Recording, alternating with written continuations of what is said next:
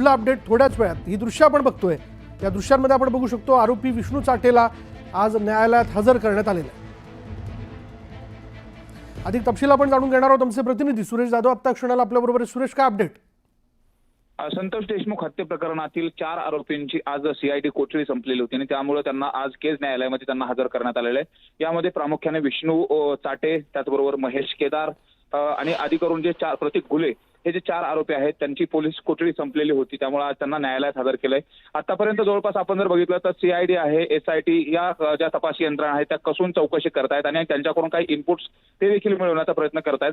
15 दिवसाची पोलीस कोठडी आतापर्यंत झालेली आहे, मात्र आणखी देखील त्यांची पोलीस कोठडी वाढवली जाणार का, त्यांना न्यायालयीन कोठडी दिली जाणार हे पाहणं महत्त्वाचं आहे। मात्र आता या संदर्भातला युक्तिवाद देखील सुरू झालेला आहे। आरोपीचे वकील आणि सरकारी वकील हे देखील यामध्ये युक्तिवाद मांडतात आणि आणखी जास्तीचा जो पीसीआर आहे तो मिळाला तर जो फरार असलेला जो आरोपी आहे कृष्णा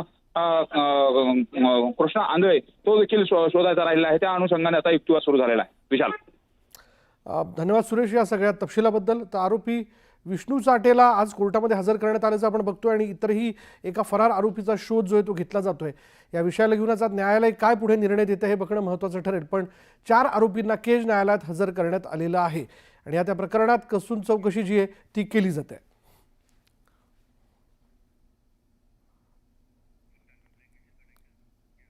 आता वेळ झाली का ब्रेकची? ब्रेक घेऊयात। पहा फक्त न्यूज 18 लोकमत।